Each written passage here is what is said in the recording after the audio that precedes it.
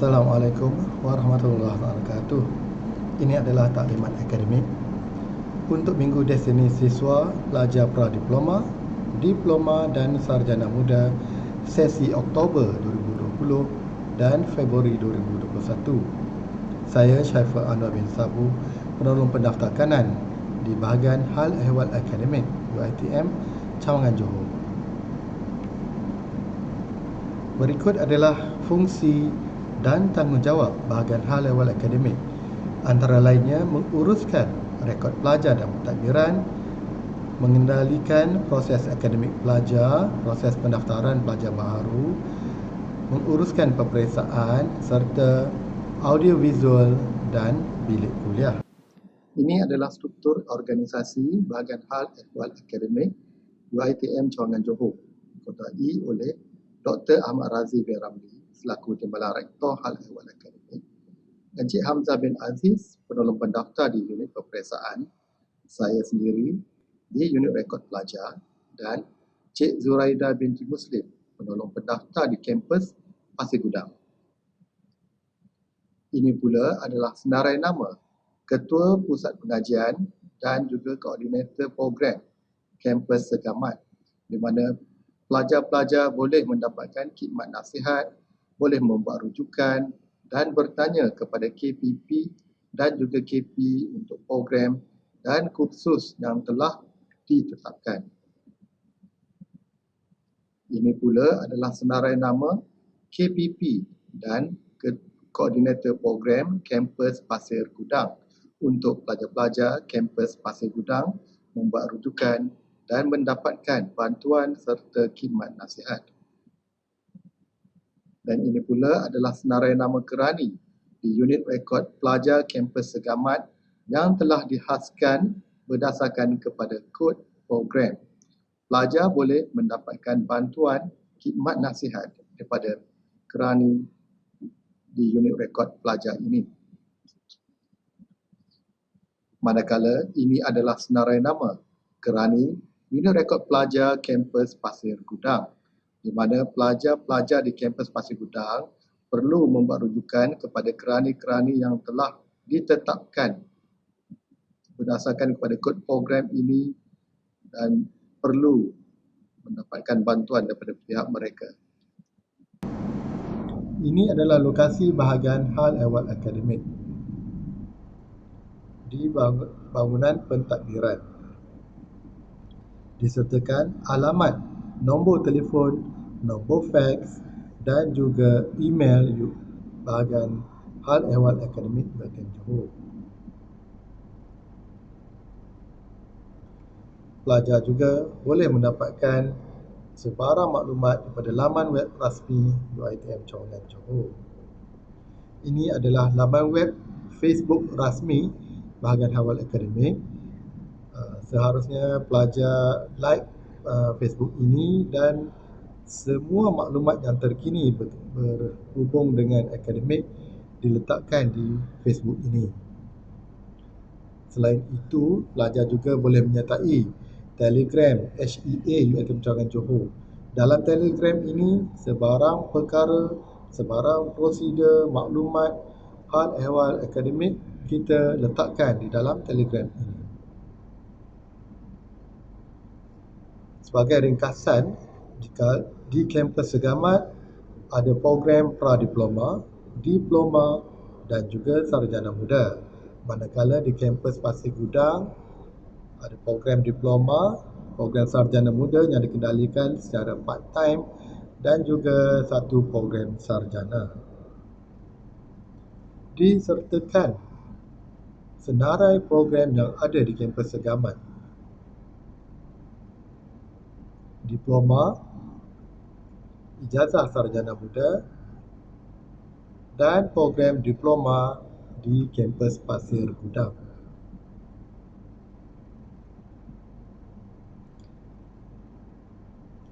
Jumlah keseluruhan pelajar pradiploma, diploma dan sarjana muda di kampus Segamat adalah seramai 6,677 orang.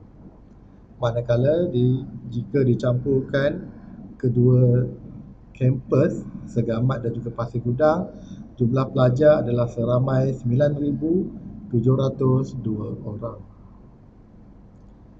Apa yang dikatakan sebagai pelajar? Pelajar adalah individu yang mendaftar dengan universiti, ya, untuk mengikuti program pengajian yang ditawarkan setelah membayar yuran pengajian dan mendaftar kursus pada setiap semester. Jadi, syarat untuk memegang status pelajar, pertama, mendaftar diri sebagai pelajar. Yang kedua, mendaftar kursus pada setiap semester. Yang ketiga, membayar yuran pada setiap semester. Sekiranya pelajar tidak melakukan perkara 2 dan 3 setiap semester pada tempoh dan mengikut prosedur yang ditetapkan, maka status mereka sebagai pelajar akan digugurkan, gugur taraf. Ini adalah buku Peraturan Akademik Pindaan 2017 yang mana boleh dibuat turun di laman sesawang bahagian hal ehwal akademik UiTM. Buku ini menggariskan perkara-perkara asas yang perlu dilaksanakan oleh pelajar dari hari mula mendaftar sehinggalah mereka dianugerahkan sijil di akhir pengajian. Malangnya, pelajar jarang sekali merujuk kepada peraturan akademik. Jadi timbul pelbagai masalah. Ya. Buku ini, peraturan akademik, dikuatkuasakan ke atas semua pelajar. Pensyarah menjadi penasihat akademik dan setiap pelajar akan diberikan seorang penasihat akademik untuk memantau perjalanan akademik pelajar dari mula mengikuti pengajian sehingga mereka bergraduat.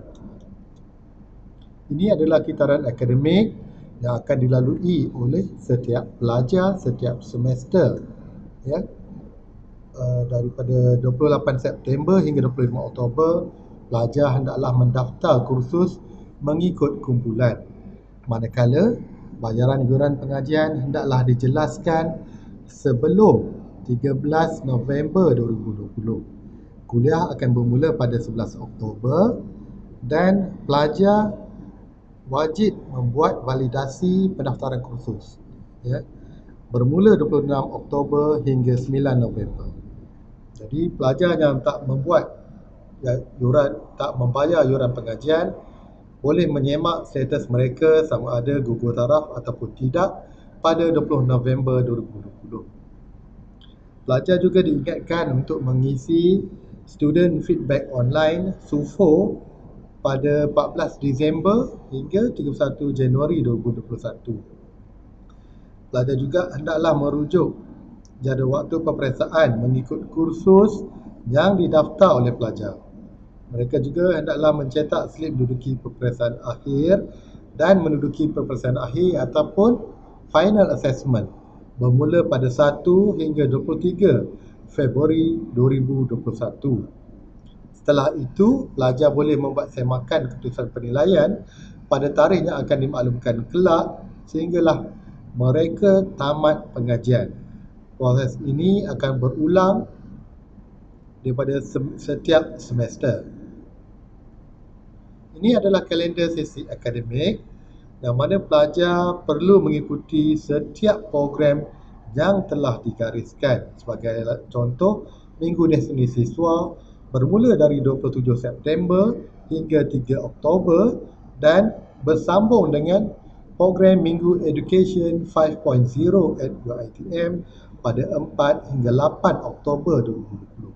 Semua program ini diadakan secara online.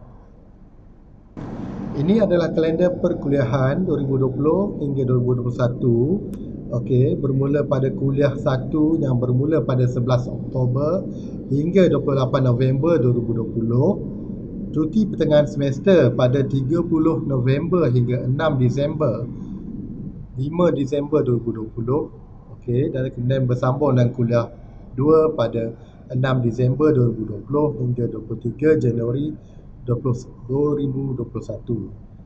Pelajar juga seperti mana yang diperingatkan sebelum ini hendaklah mengisi student feedback online pada 14 Disember 2020 hingga 31 Januari 2021. Okey, seterusnya. Ini adalah QR code kalender akademik yang pelajar boleh scan, boleh simpan di dalam handphone mereka dan membuat rujukan berkaitan dengan tarikh-tarikh utama yang penting dalam kalender akademik. Baiklah, pelajar juga perlu membuat pendaftaran kursus pada setiap semester yang mana pendaftaran ini hendaklah dibuat sendiri oleh pelajar. Jadi, jangan minta kawan yang buat, ya. Kena buat sendiri. Pilih kursus dan kumpulan yang anda mahu. Dan pendaftaran kursus ini hendaklah dibuat dalam tempoh yang ditetapkan dari 28 September hingga 25 Oktober 2020. Pendaftaran hendaklah menggunakan iStudent Portal. Ini adalah paparan iStudent Portal. Okey, pelajar boleh login.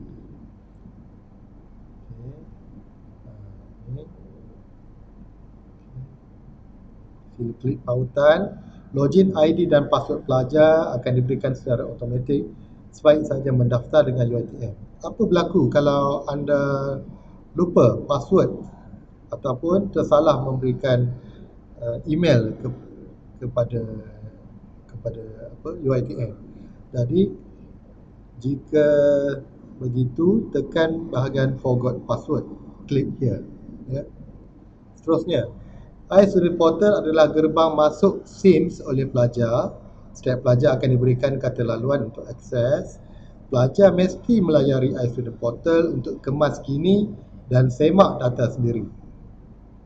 Antaranya, dalam Student Portal tu ada pengumuman-pengumuman penting. Ada pendaftaran kursus, jadual waktu kuliah, keputusan peperiksaan dan juga pelan pengajian. Okey, maklumat peribadi pelajar menjadi tanggungjawab setiap pelajar untuk memastikan bahawa data-data yang diberikan adalah sahih dan benar pada setiap masa. Sebagai contoh, nombor telefon bimbit serta alamat email. Pengemaskinian mesti dilakukan melalui iStudent Portal setiap kali ada perubahan. UiTM selalu menggunakan SMS blast dan email blast untuk memberikan maklumat penting kepada pelajar dari masa ke semasa. Apa berlaku jika anda ada masalah untuk pendaftaran kursus? Jadi, anda boleh rujuk dengan penasihat akademik, rujuk dengan koordinator kursus ataupun hadir ke pejabat hal ehwal akademik merujuk kerana program yang telah disenaraikan di bahagian hal ehwal akademik. Ini adalah kalender pendaftaran tambah dan gugur kursus. Pelajar perlu rujuk kepada kalender akademik untuk mengetahui setiap tarikh aktiviti yang terlibat. Pentingnya untuk pelajar tahu semua tarikh dan juga aktiviti yang telah digariskan. Untuk validasi pendaftaran kursus, pelajar perlu sahkan kursus dan juga kumpulan yang didaftarkan. Okey, pengesahan dibuat dalam tempoh yang ditetapkan dari 26 Oktober sehinggalah 9 November 2020. Gugur taraf status sebagai pelajar. Ianya akan berlaku sekiranya tidak membayar yuran sebelum 13 November 2020. Tarikh gugur taraf pada semester ini ialah pada 20 November 2020, di mana pelajar tidak lagi boleh berada di UiTM dan mengikuti pengajian.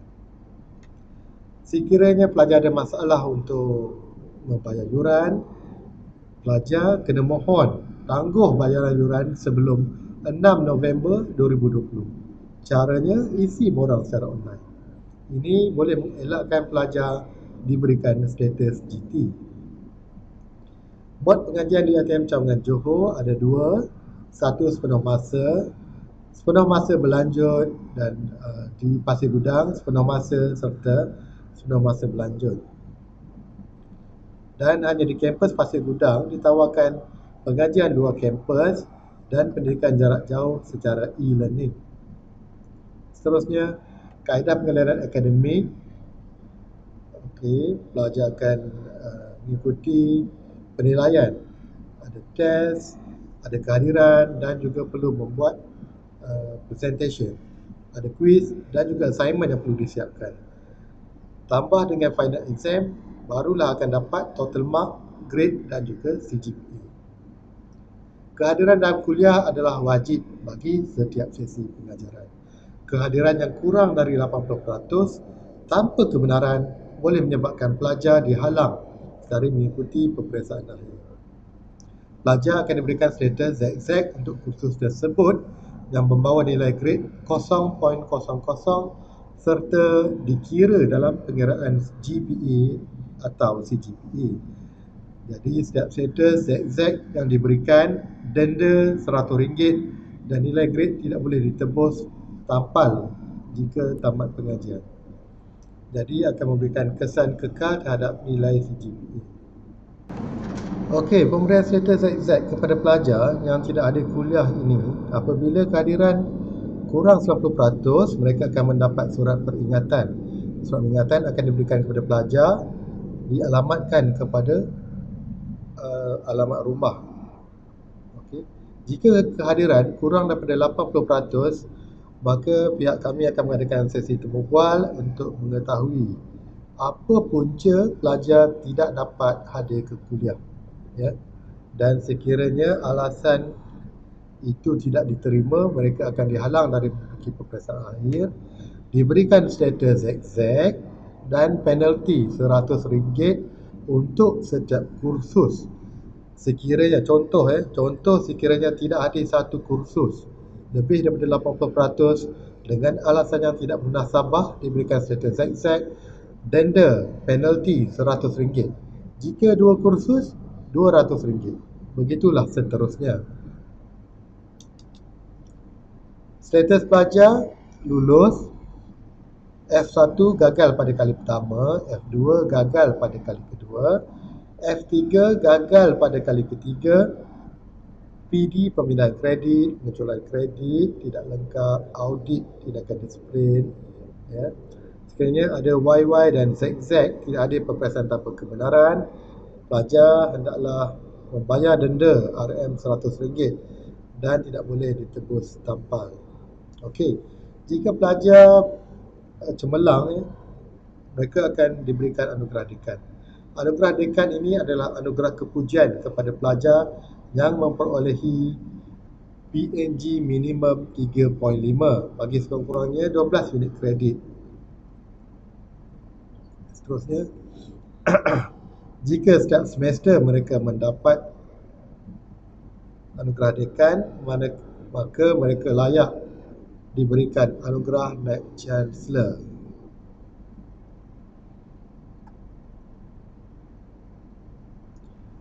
Pelajar yang menerima anugerah Naib Chancellor perlu memenuhi syarat-syarat berikut, iaitu tamat program, berjaya memperoleh anugerah dekan bagi setiap semester. Okey. Telah lulus latihan praktik bagi pelajar yang perlu menjadi latihan praktik, tidak pernah mengulang mana-mana kursus dan tidak pernah disabitkan tindakan tata tertib, baru dapat pakai selempang yang ada.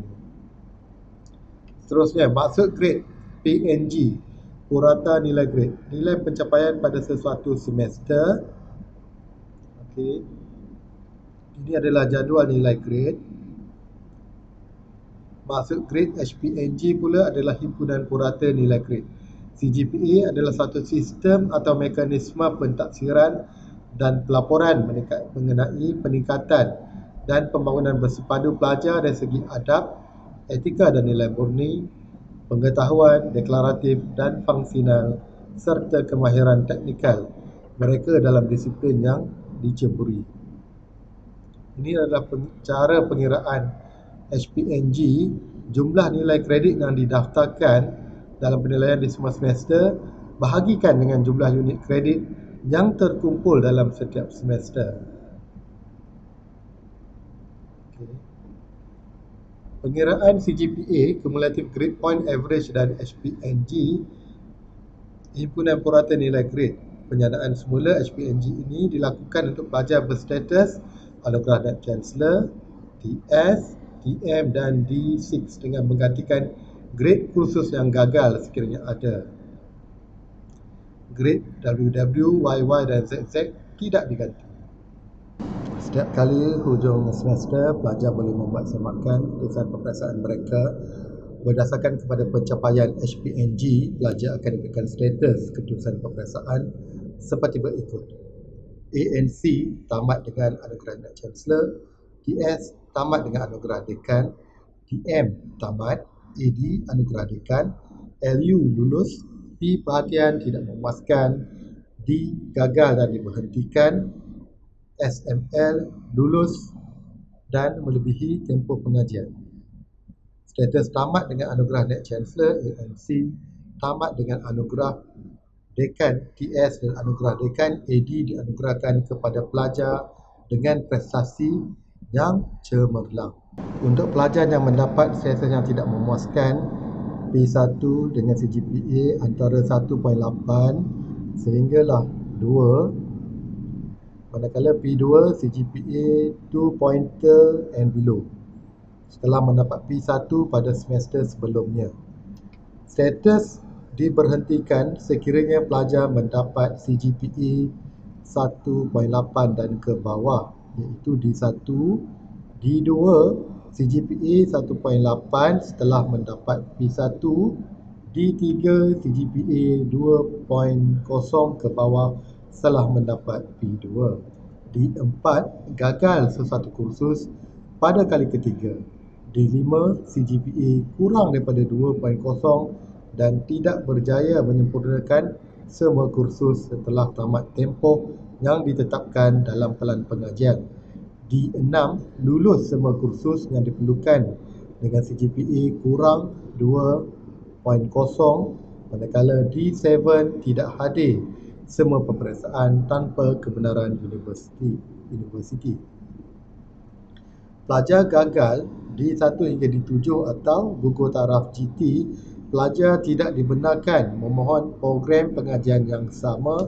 Pelajar boleh membuat permohonan baharu bagi kemasukan ke program pengajian yang lain selepas satu semester.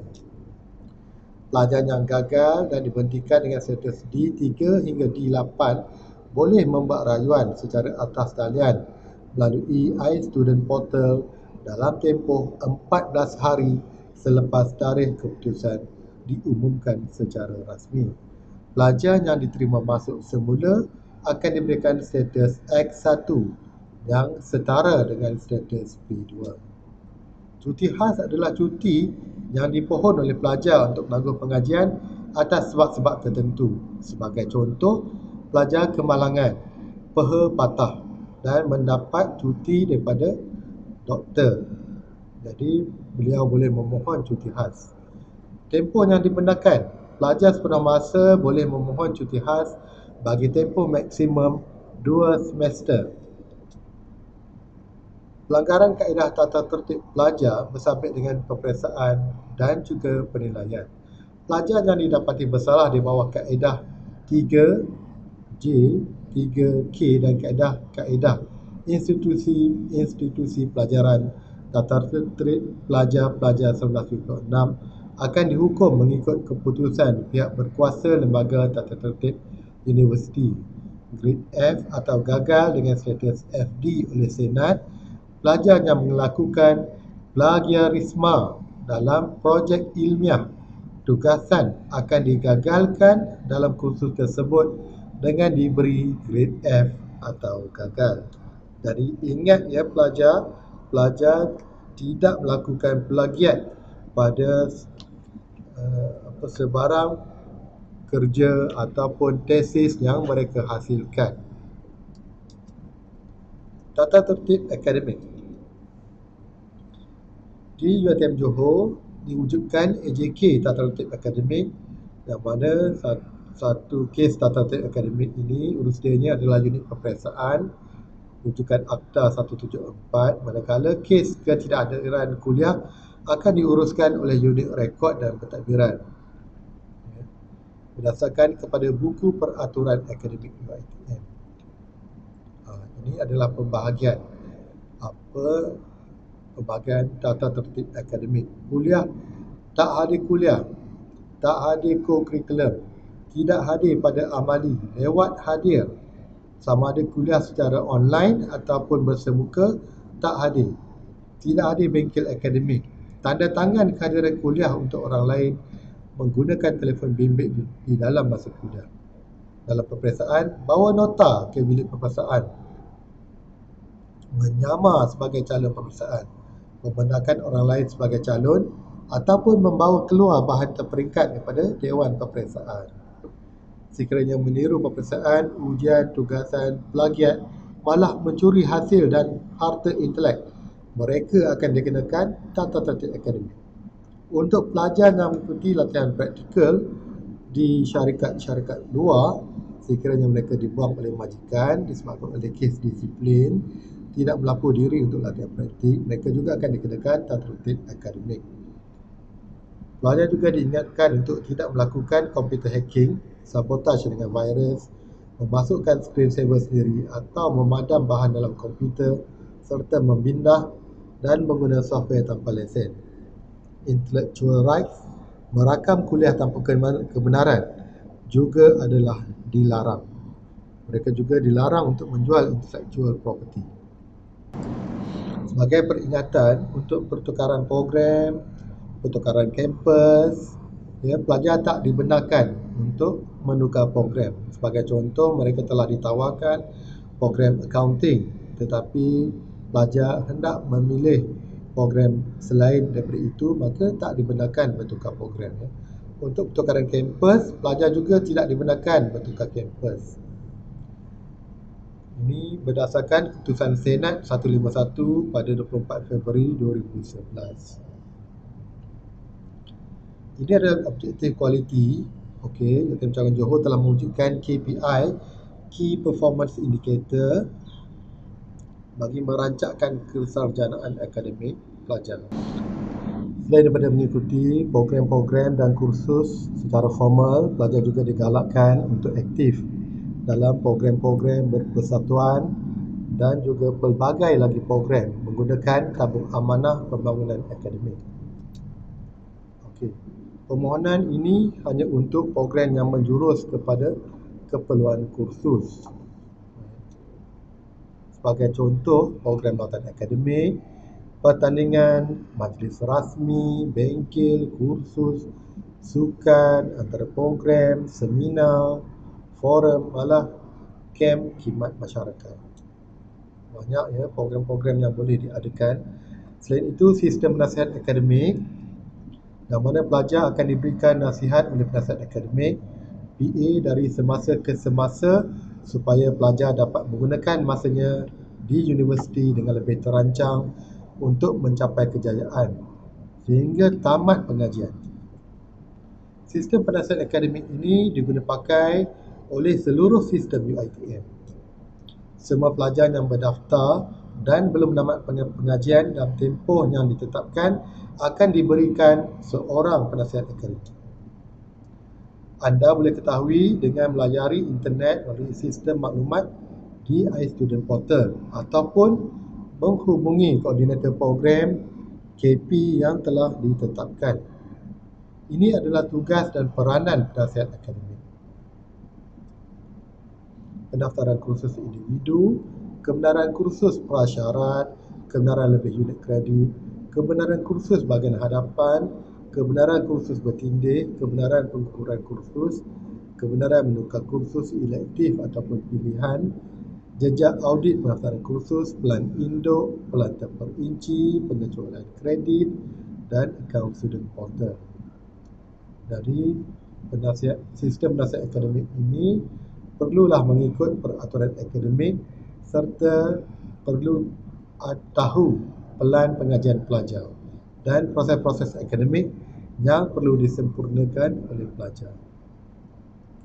Sekiranya pengajian mereka tidak dipantau, mereka ini adalah pelajarlah, tidak dipantau dengan teliti, UiTM akan mengalami kerugian yang tinggi akibat pelaburan yang tak memberikan ROI, Return of Investment, atau pulangan yang sewajarnya.